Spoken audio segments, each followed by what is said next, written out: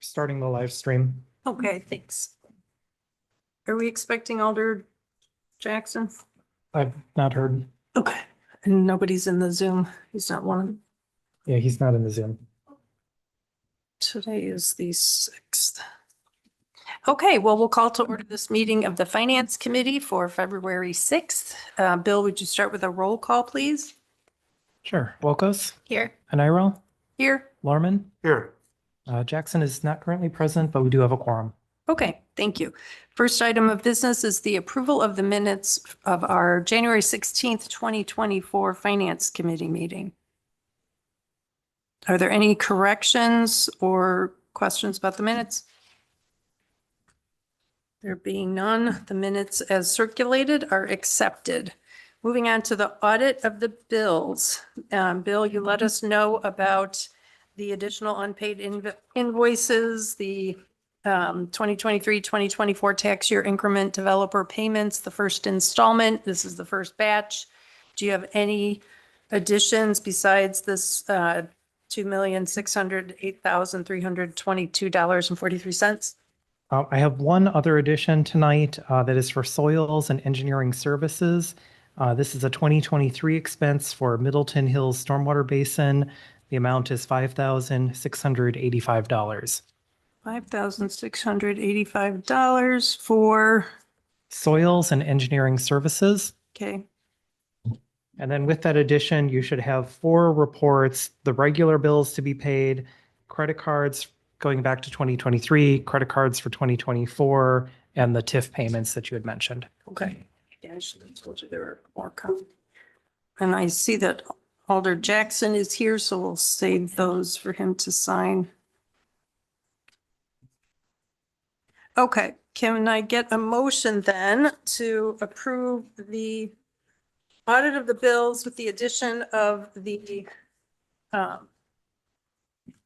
2023-24 tax year increment developer payments, first installment, first batch, and the $5,685 in 2023 expenditures for soils and engineering services? Norman will make that motion. Thank you. A second. Thank you. Any discussion, questions? All right, hearing none. All those in favor of approving the audit of the bills to be paid with the addition of the TIF developer payments and the $5,685 for soils and engineering services signify by saying aye. Aye. Aye. Any opposed? All right, the ayes have it. First resolution of 3 is Resolution 2024-04, authorizing the reappropriation of 2023 capital fund project carryovers to 2024 and related budget adjustments. And just for the members' benefit, last year, this is something that happens every year. Last year, we had $386,020 in excess funds. And I forget how much we had in carryover. But basically what we're going to be talking about is approving the carryover of funds to continue funding similar projects in 2024. And then we're also going to be talking about what to do with the $365,407 in excess funds that won't be needed for projects. So would someone like to move to approve the resolution and then we can discuss? I will move for approval of revolution. Let's start a revolution. Resolution 2024-04. Thank you. Norman will second that. All right, discussion. Bill, would you like to give us a, Yeah, I can give a brief Explanation explanation. So included in the packet is a memo that walks through the sources of the carryovers and the recommendation. And starting with the Capital Projects Fund summary table, which is up on your screens. Started with the 2023 adjusted budget. So that includes the originally approved budget plus any budget amendments approved during the year. We then have a column where we're making adjustments for either additional revenues that came in related to these projects, or in cases where the revenues have not been received yet. That sometimes happens with grants where they're reimbursement-based revenues. So we had expenditures in 23, the project was not completed, we don't have the revenue yet, and we'll get reimbursed in 2024. So we're making adjustments for those. Then looking at what is the actual amount that has been spent as of this point and charged back to 2023, which is about 5.6 million. And that leaves us with an available balance at the end of 2023 of just over 2.4 million. Of that, 2,059,159 has been requested to be carried over for projects that are still ongoing. And those are detailed in the tables following through in the memo. And after all of those carryovers have been allocated, that leaves an excess of $365,407.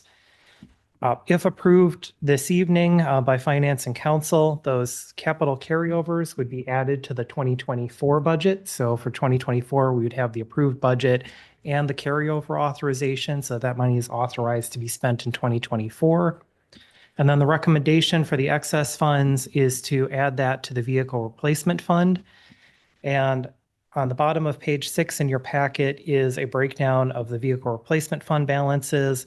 We have balances in each of the capital projects accounts of 412, 414, and 416. That's our internal designation for public works, parks, and other capital equipment.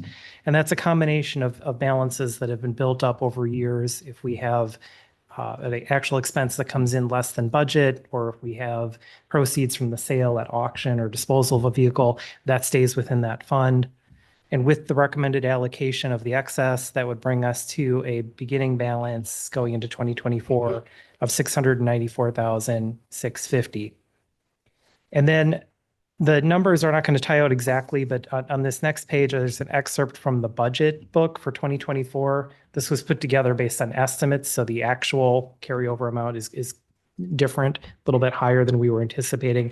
But I put this in just for reference, just to show that we do have some higher expenditure years planned coming up over the next few years in the vehicle replacement fund, as we have some larger pieces of equipment, and we're also seeing inflation in the cost of vehicles. So that's the purpose of the putting an additional funding aside, is to help have funds on hand so that plus the budgets in those years can help meet those needs in future years. With that, I'd be open for any questions or anything else I can provide. Thank you, Bill. I'll note for the other members, last year, the recommendation was also to put all the excess funds into the vehicle replacement plan fund. Well, actually $100,000 towards the library bathrooms project, and then the balance, the 28620 into the vehicle replacement fund. And instead, we did the 100,000 to the library restrooms. We put $186,020 into the vehicle replacement plan, and we left the remaining 100,000 of excess funds as unallocated in the capital projects fund. And I believe that 100,000 was spent. I think that's what we used to pay for the streetlight replacement. I believe that's correct. Yeah. And that's a way to preface my suggestion that we consider putting some of the money. I understand the need for building the vehicle replacement fund, and that's important to do. But I would like to consider a different use for at least 50,000 of the money, and maybe even 100. And that is the sustainability matching funds for grants that we cut from the capital project requests last year. The description from Kelly Hilliard, our sustainability coordinator, talks about the unprecedented opportunity that we have in the Inflation Reduction Act and the bipartisan infrastructure law. Guidance for these funding opportunities is forthcoming. Often there are short application turnarounds and required stakeholder collaborations, and many require match amounts. So the Sustainability Committee had requested $100,000 in like a pool of matching funds that would be available to tap. I would like to put money towards this, especially since those opportunities, they're here now. They might not be next year. So if the members would consider that, I would propose that we put 100,000 into that, and the balance, God damn it. and 65,000. Invalid address. Fuck. Mr. Wall, would you please mute your line? Thank you. Okay. I'm sorry, it does say What was I saying? Okay, so yes, that's my suggestion. If members would be amenable, I would make a motion to do that, but I'd first like to hear what other thoughts people might have. I think that's a great idea. If we were to put the full amount towards the vehicles, that's doubling that fund while, I appreciate that you put in the chart, Bill, because I remember thinking during finance or when we were doing the budget, I was like, wow, vehicles over the next couple of years are going to be a huge investment for us. So I appreciate that reminder. But I agree that the timing of some matching funds from the federal government should be met. And I think having a pot of money sounds like a pretty good idea. I wonder if we split it into thirds and do 100 to sustainability, 100 to a general pot, and then 100 to vehicle. But again, because of the timing of, or the cost of vehicles over the next couple of years, maybe we are better off not splitting into thirds and doing 1/3 and 2/3. I'd be interested in anybody's thoughts about the benefit of having an unallocated Yeah, why would rainy we, day fund. why would we be restricted if we, make that recommendation tonight? It's just, we're making a recommendation, so we have some money on the table for something that comes up, but I think, I appreciate, I like the idea of flexibility. So we don't know what'll come up. Especially, as I've learned, also just on, investigating kind of the grant side of the airport and things. Sometimes when you have a build-ready project, then they need the money right now. Mhm. So we don't know what that money will be. Okay. If you leave a larger amount unallocated, what's the implications on us if this has to come back to finance? If we need to use it for something else, then we make a decision, then we put it back to common council. So we're talking a 30-day cycle of having Yeah. to, and if something, I don't know, if there was really an emergency for money, we would pull money from an emergency source and then we would still, I don't know. Yeah, the city does have an unassigned fund balance in the general fund. So in a true emergency that would exhaust our contingencies, that would be a source we could pull from. If there is a portion of these capital funds that are left unallocated at this point, I don't see a problem with that. We have sufficient funding in the vehicle replacement plan to fund the vehicle purchases planned for 2024. So that money could be left unallocated. If, as part of the 2025 budget process, you want to roll that into the vehicle replacement fund, that could be done at that time, or it could be used for another purpose. I just like the idea of flexibility, Mhm. but not losing sight of what we need the money for. So vehicles and obviously some sustainability, unknown grant opportunity and so on and so forth. Thank you. Alder Jackson, you have anything to add? When you say 1/3 or 2/3, how are we looking to divide that? Where are you looking to put the 2/3 at? Into the vehicle replacement. Okay. I'm in favor of that, the 1/3, 2/3. And the 2/3 into the vehicle replacement. 2/3 would be about the 286.20. Yeah, it's roughly 365,000. So if you were dividing it in thirds, it'd be about 120 per third. Okay, so 120, could we put 100 in the sustainability matching grant line item? 20,000?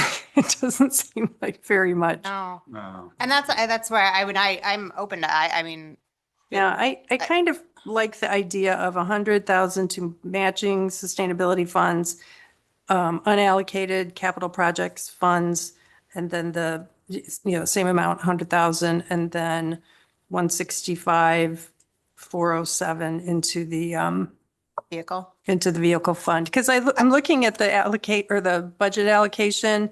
So it's going to jump by almost $100,000 next year, but then it only goes up 50,000 in future years. So and if this money, this 100,000 in unallocated capital project funds doesn't get used up, we can add that to the vehicle replacement fund later in the year. I like that idea. Okay, all right, so I will entertain an amendment to the resolution. Can we bring up the resolution itself to see what we need to amend?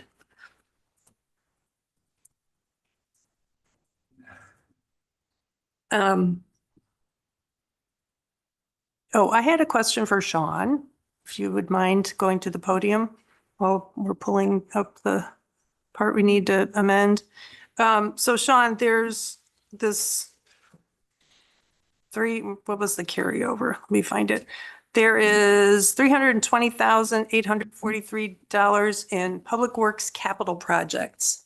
What is the deficit, the shortfall for the Lake Street and Dewey Street reconstruction? That's more like 500,000, isn't it? Yeah, it's a good question, and I don't have a good number yet. I've been waiting patiently for an updated cost estimate now that we have a better refinement of design. But it was in that ballpark, right? Okay. Okay, thank you. So it was in a ballpark of 500,000. Correct. Yep. Okay. And the Public Works Committee had talked about when we find out what the carryover is going to be, maybe that'll close some of the shortfall, and I hope it will.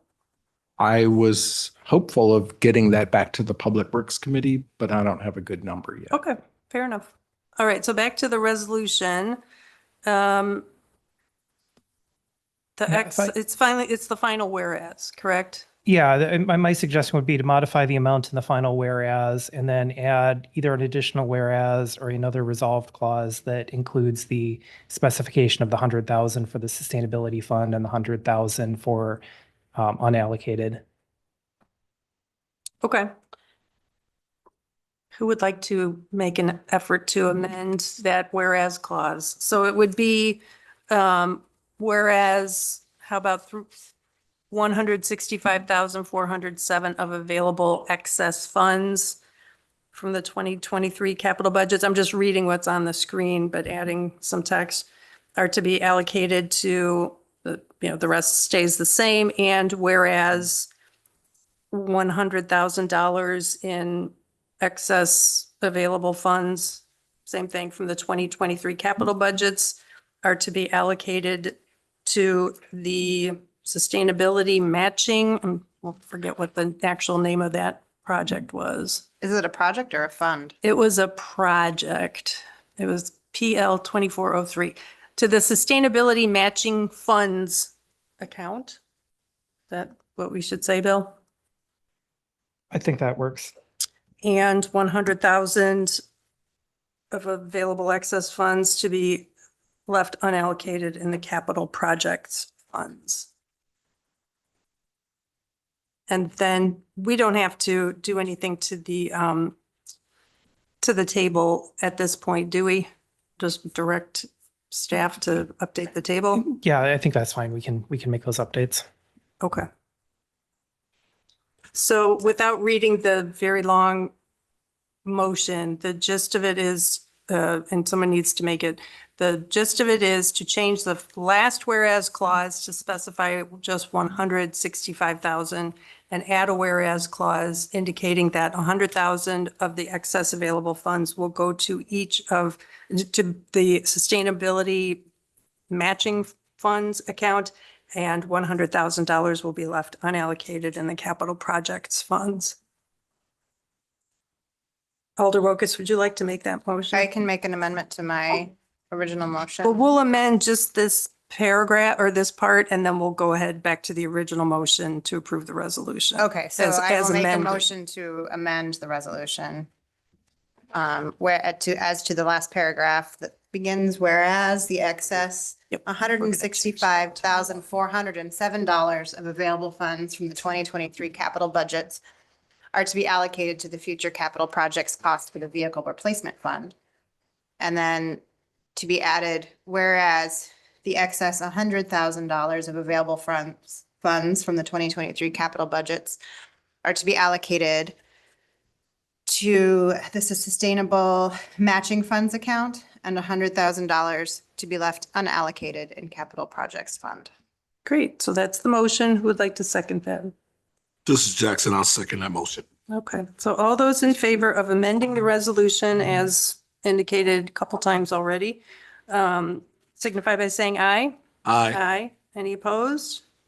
All right, going back to the amended resolution now. So we're considering now approving resolution 2024-04, authorizing the reappropriation of 2023 capital project fund carryovers to 2024 and related budget adjustments as amended, so that 165,407 will go to the, in excess of funds will go to vehicle replacement, 100,000 to sustainability matching funds, and 100,000 will be left unallocated in the capital projects funds.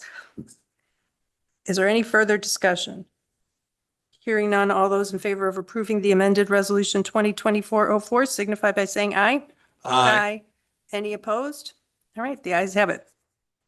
Moving on to resolution 2024-05, approving the issuance of a tax increment revenue bond with T5 Properties LLC for the project at 6100 Lake Street in TID number 5.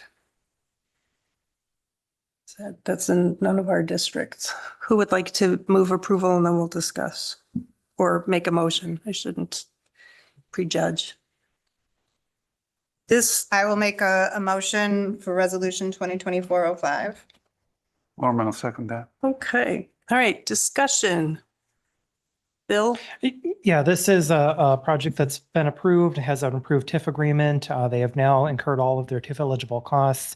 We have reviewed those in conjunction with the city's TIF engineer and certified a principal amount of $1,265,260. This action tonight would approve the TIF bond, and then we would begin making payments under the TIF bond.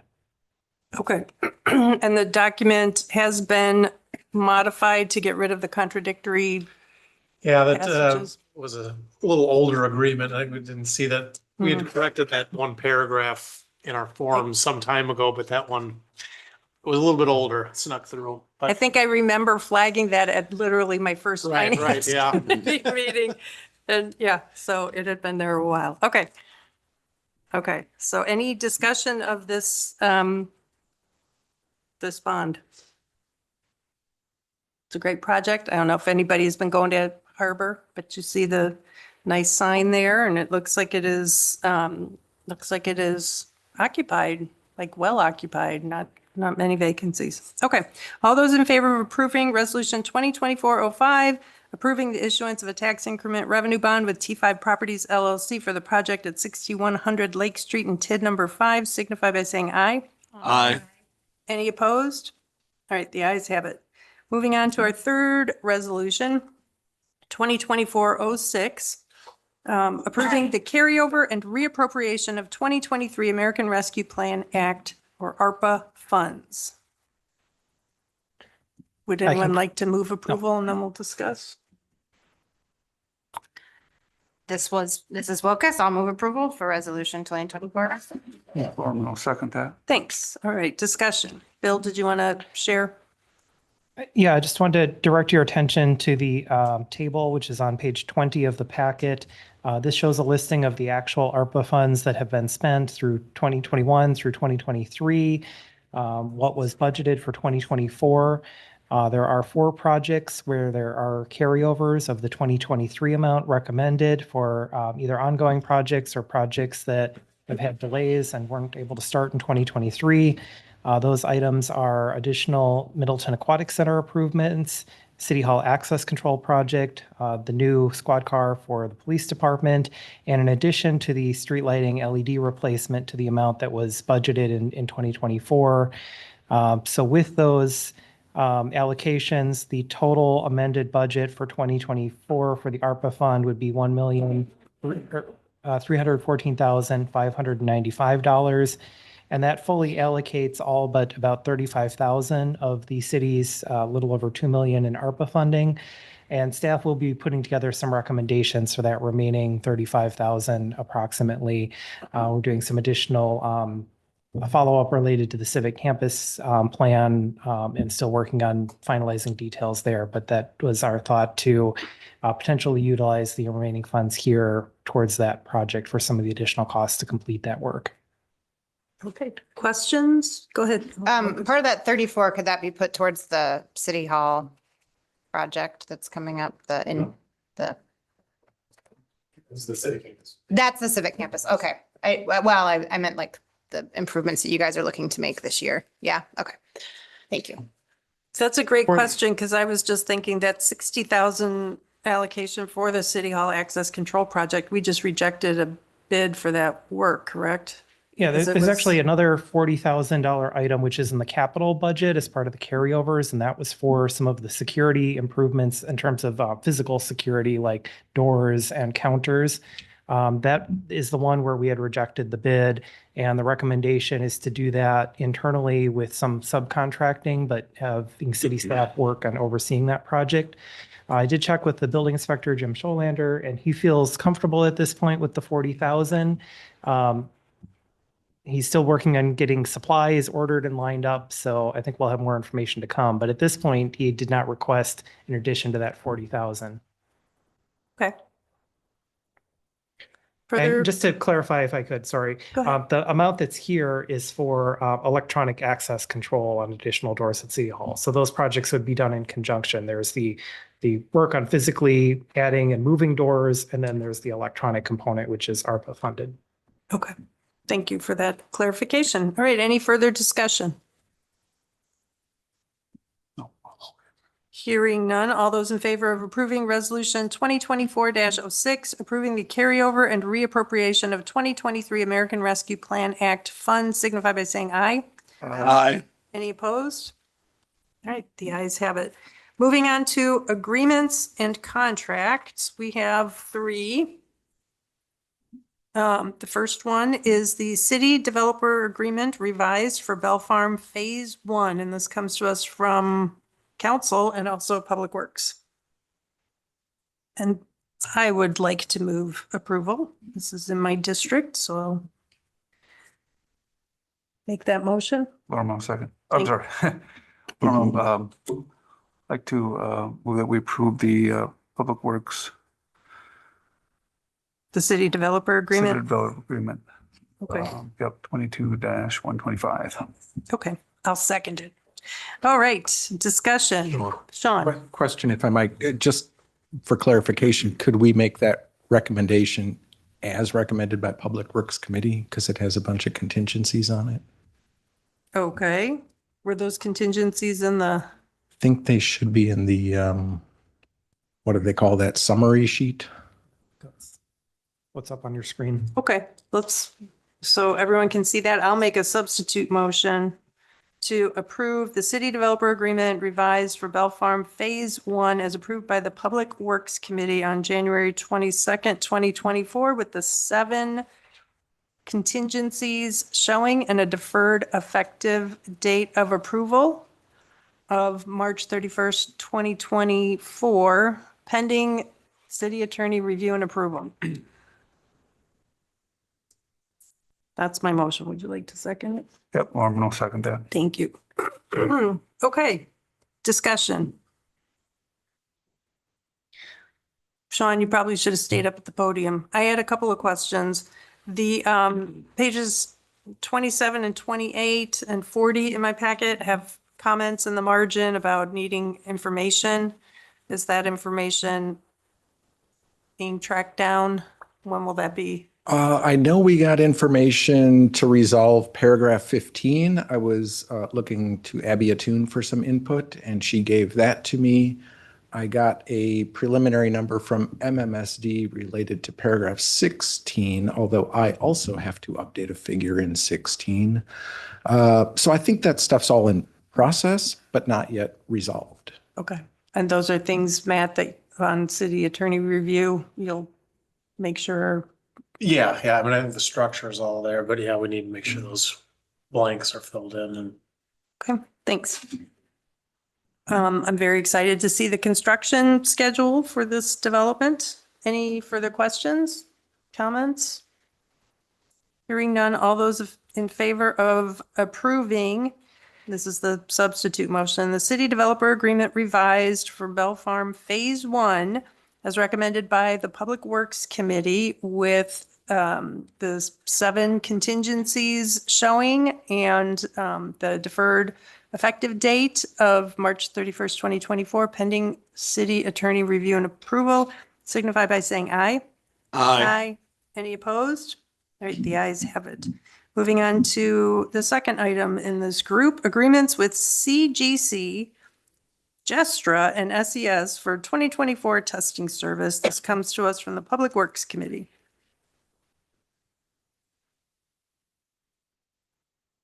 I will move approval of the agreements with CGC, Gestra, and SES on behalf of Public Works. Thorman will second that. Thank you. Any discussion? Hearing none, all those in favor of approving the agreements with CGC, Gestra, and SES for 2024 testing service signify by saying aye. Aye. Any opposed? The ayes have it. Moving on to our third item under this group, agreement with Middleton Cross Plains Area School District for the School Resource Officer Program. I will move approval of the agreement. Thorman will second. Thank you. Discussion. I was hoping we would have someone, I know the chief is not available. I had a couple of questions about this. I've already talked with Bill about them.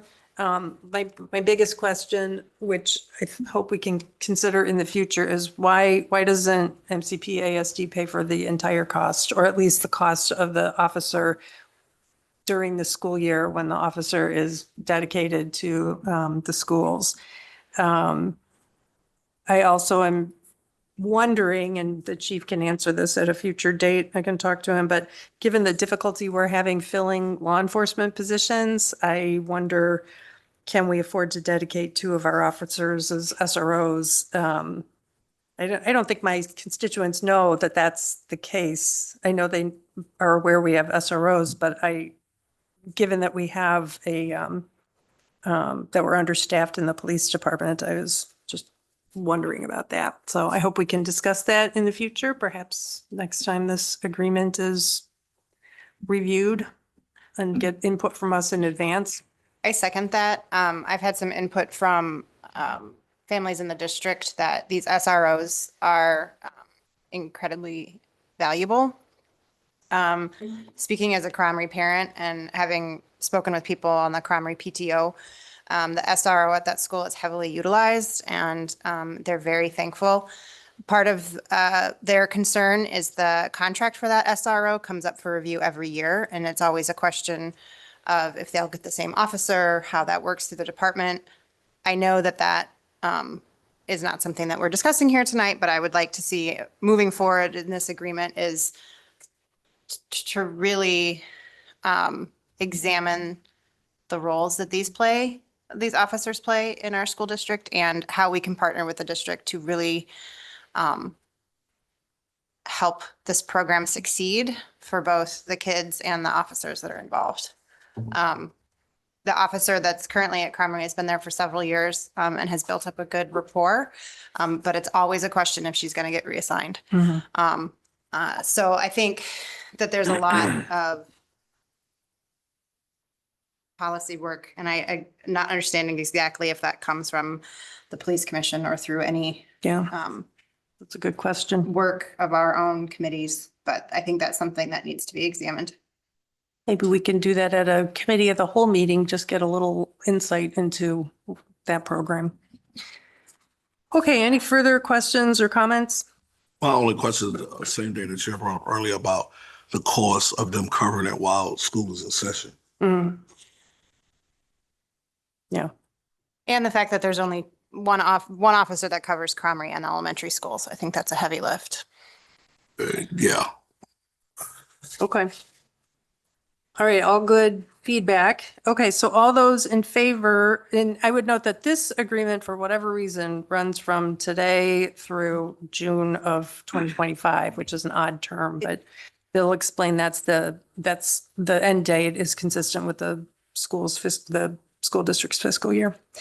Okay, all those in favor of approving the agreement with Middleton Cross Plains Area School District for the School Resource Officer Program signify by saying aye. Aye. Any opposed? All right, the ayes have it. Moving on to miscellaneous, we have concept review for tax increment district number 5 assistance, Bruce Company redevelopment, also known as the Garden District, for future public road and the Olmsted. And this comes to us from us. We last talked about this project in July of last year. Plan Commission also talked about it in July, and at both meetings, we were asked to defer, but the developer asked us to defer action on it until, quote, the next meeting, quote, and here we are in February. Plan Commission has not taken this up since then. What I'd like to do is address the policy questions raised in the staff memo during this open session. And then we'll move into a closed session to talk about finances. Abby, would you like to give us a quick overview of the policy concerns? Sure. This is 2 separate applications for TIF assistance related to the Bruce Company redevelopment project. Just as a reminder, since it's been a while since that's been on an agenda, that redevelopment project does have initial zoning, the GIP zoning in place. The Bruce Company headquarters portion of the project also has an SIP with conditions approved. The development project, in addition to the Bruce Company headquarters building, it also includes 800 units of multifamily housing, some commercial space, a hotel, and park uses. The applicant has previously submitted three TIF applications for separate components of that project, but is not ready to bring forward the one pertaining to the Bruce Company headquarters building. So the 2 applications that are before you this evening are related to the Olmsted, which is the first multifamily housing building, and a future public road, which they're calling Garden District Drive. The last time that this was reviewed was, as mentioned, July of 2023. And our staff had outlined 4 policy issues, which we needed direction from the Finance Committee and ultimately the Common Council on. 2 of those policy issues are under the purview of the Finance Committee directly. So the four issues are listed in order to provide the full context of the development, but only numbers 3 and 4 are directly related to Finance Committee purview. The memo that is included in your packet is almost identical to the memo that was included in the packet in July. It's just that because there was no resolution of those issues, we never got any guidance from elected officials on that, we are bringing it back forward so that we can go get those questions answered prior to going into a detailed review of the financials. So what we are hoping the Finance Committee would focus on this evening would be the policy issues, and then that would give our staff some direction and guidance so that we can go back and do some additional due diligence on the financials and then be ready to present that to you at a future meeting. So the 2 key policy issues that I mentioned that are directly related to Finance Committee are items 3 and 4. 3 is that the developer is requesting TIF assistance for 1 level of underground parking for the Olmsted.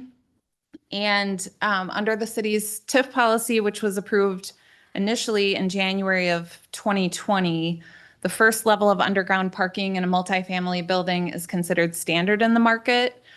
So we brought forward a recommendation, and it was approved by the Common Council that the first level of underground parking would not be eligible for TIF assistance. Since that policy was approved, we haven't approved that on any other development projects in the city, and we've had quite a few multifamily developments, the Cariad, West Edge, Broad Branch, et cetera. And then item number 4 is that the developer is requesting upfront TIF assistance.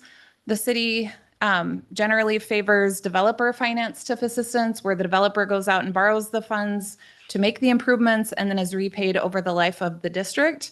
In this case, they are asking for upfront assistance to build what would become a public road. So public infrastructure, that is permissible under the city's policy, and we've used TIF to finance public infrastructure in many cases. The difference here is that they're requesting it in upfront assistance from the city. So those are kind of the high points. Happy to answer any questions that you have. Thanks, Abby. So to distill that, the questions for the Finance Committee to address now in this open session are the policy issues of do we want to provide TIF assistance for underground parking, even though it's not consistent with our TIF policy?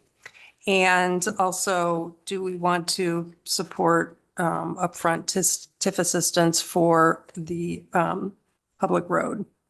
That's correct. Okay, so the first one, on the question of parking, Bill, could you go to page 75 of this document? It's the paragraph, the numbered 3, in housing developments, the first level of underground parking.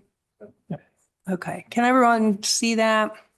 So it sounds like the extraordinary costs, and I want to say I'm really excited about this development. I drive on Parmenter all the time, and I'm always looking in that direction and thinking how nice that'll be to have something else. So I'm real excited that this project exists, and I'm excited about the city being able to help finance some of it through our TIF.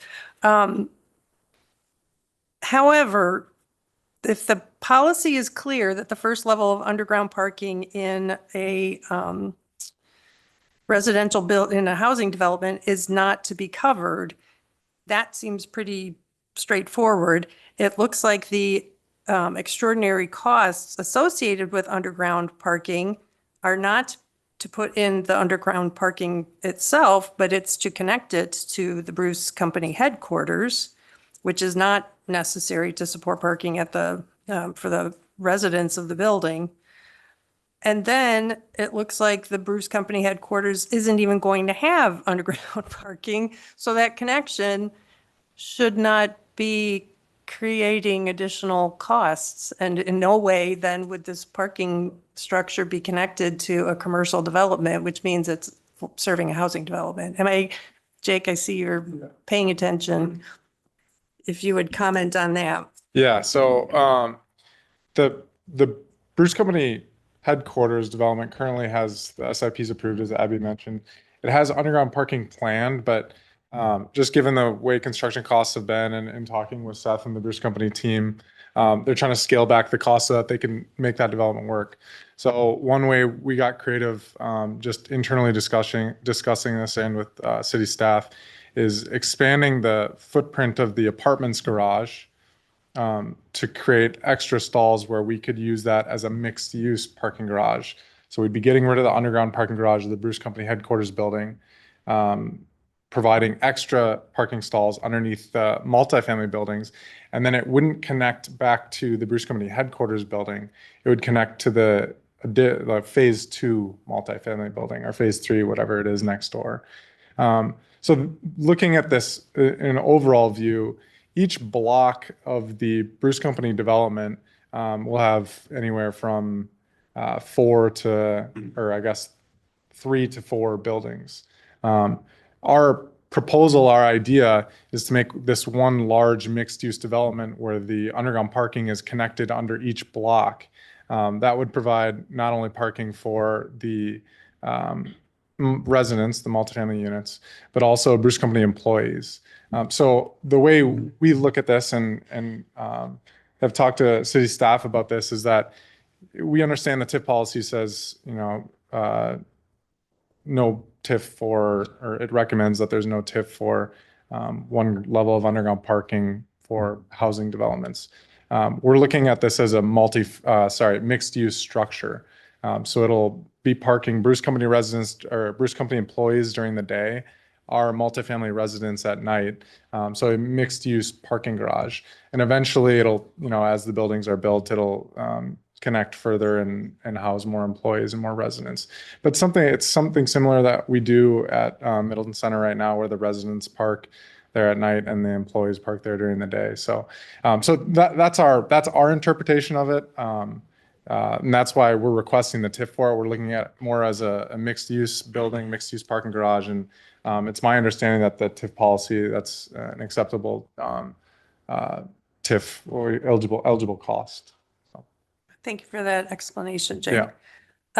Just looking at the table on page 100 of the document or packet, it looks like the normal development cost for that structured parking is $2,050,000. So it goes up, not quite double, but it's almost, it's 1.7 million more to do what you're proposing. And I feel like that at the very least, the only part we would fund would be the 1.7 million, but it's against our TIF policy to do that. Are there other TIF eligible costs that you all might consider, such as putting in geothermal, or I know it's going to be a solar capable building. What about putting solar on? Something that we can fund under our TIF to sort of offset the cost of the parking? Yeah, so we actually looked into geothermal, but like I mentioned, just because the parking garages go underneath the whole blocks themselves, there's just not land to do that. Solar is something we're exploring, and we're definitely going to fit the top of the building so that we can put solar panels on top of it. It's the tough part with this is that Middleton's TIF policy is rightfully so. It encourages green features and green features to be built, like geothermal, solar, reclaimed water systems, all that stuff. But the cost of putting that into a building is low compared to what the increment buildings would be requesting is. So like solar is maybe a couple $100,000. I'm not sure what geothermal is. I won't speak to that because we haven't quoted it out. Reclaimed water systems, maybe $100,000 or so. These green features don't cost that much. So when it's a TIF eligible cost, all of that over the course of a project that has maybe 3 or 4 of these only adds up to like $500,000, $600,000. When the increment that's being produced by this project, as you can see, what we're requesting is over $3 million. So like in other municipalities we've worked with, it's a pretty straightforward TIF policy.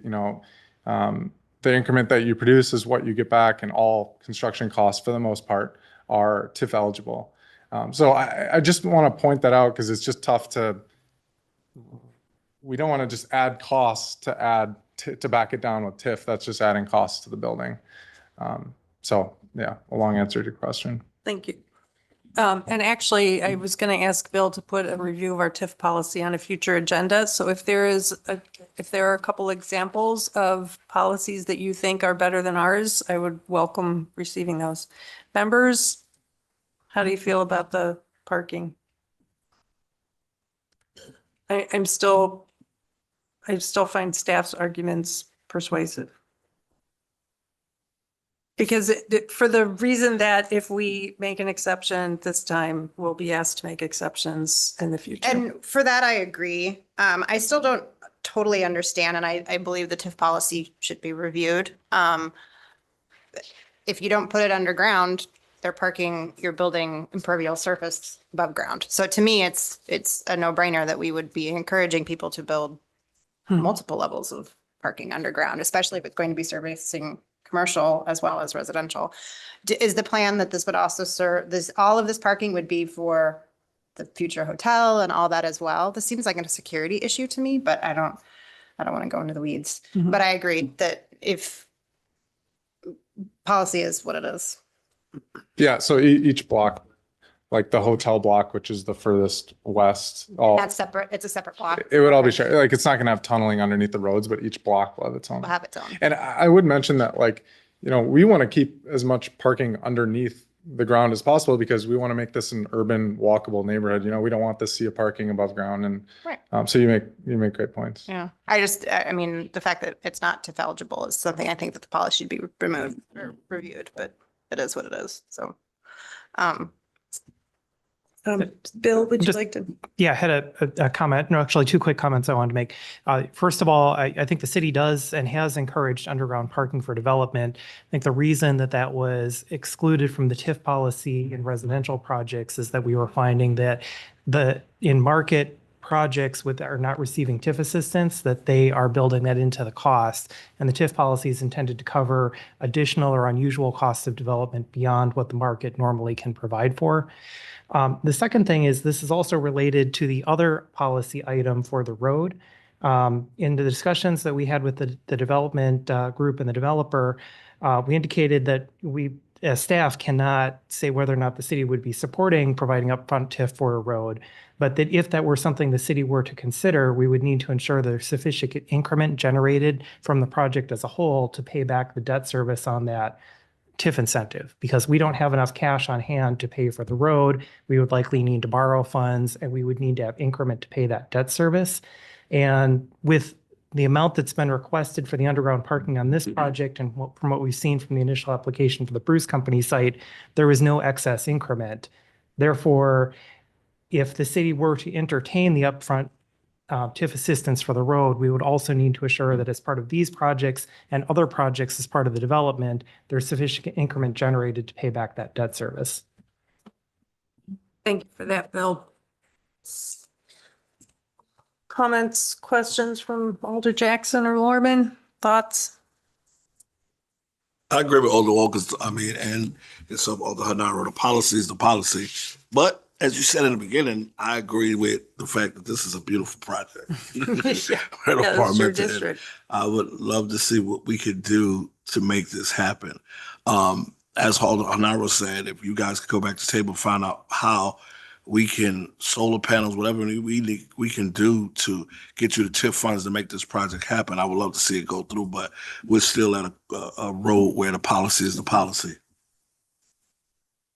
Alder Lorman, thoughts?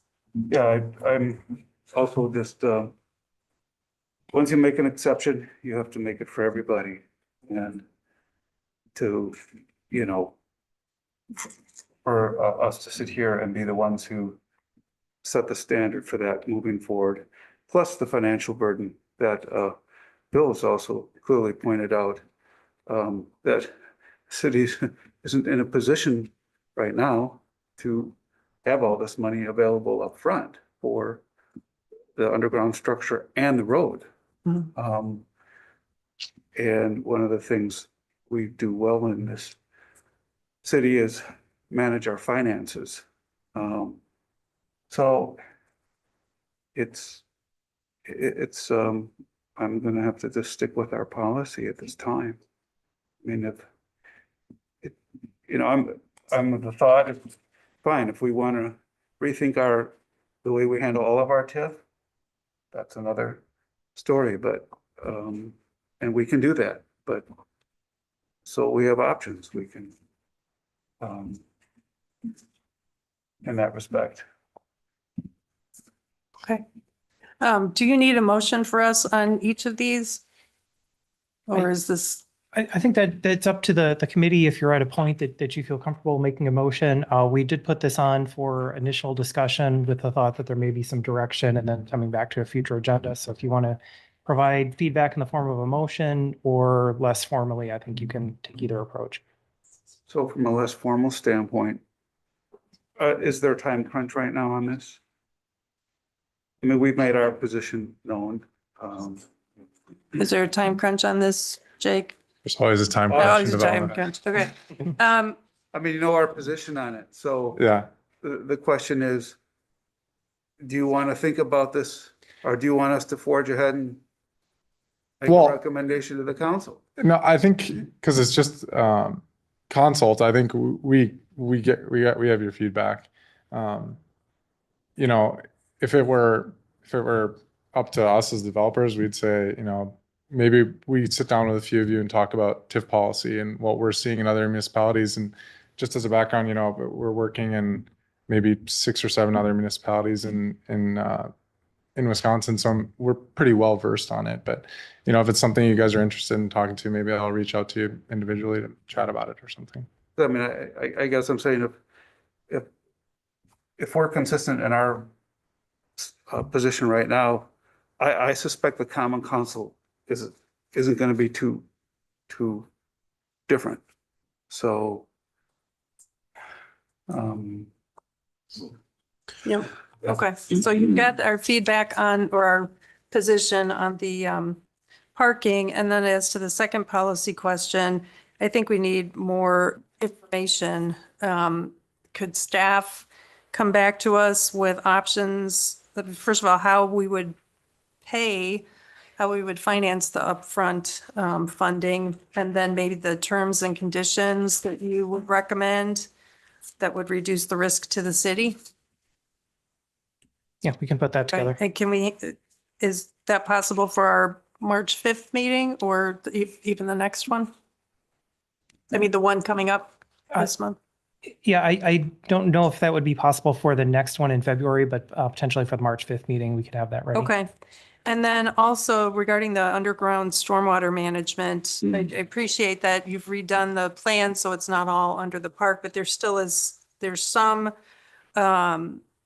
underground stormwater management under public park land, and that's still, I think, a concern. So I wonder, could we refer this to the updated plan to the WRMC Parks and Public Works to just if I don't want a recommendation, I just want to find out what the potential risks are of doing what is proposed. That would be the question. And if you need a motion, I'm happy to move that we refer. Do you want me to? Sure. Okay, I move that we refer the updated plan for this development to Water Resources Management Commission, Parks Commission, and Public Works Committee to identify potential risks of having stormwater management under any public parkland and to report back to us no later than our March 5th meeting. This is Wilkus, I'll second. Discussion? All right, all those in favor of referring this to WRMC Parks and Public Works, signify by saying aye. Aye. Any opposed? Okay. Do you still need us to go into a closed? I don't think that's necessary. I think we could put that on the agenda for when this comes back. We get more of the finances. Appreciate that. And yeah, Jake, sorry we couldn't take final action tonight, but you see the direction we're headed in. And seriously, if there's, could you do 2 stories of underground parking? Because then we can fund one of them, right? So I really appreciate you being creative and look forward to continuing this conversation. Yeah, thanks for the feedback. Thank you. Okay, we've reached the end of our agenda, so we are adjourned. Thanks. All right.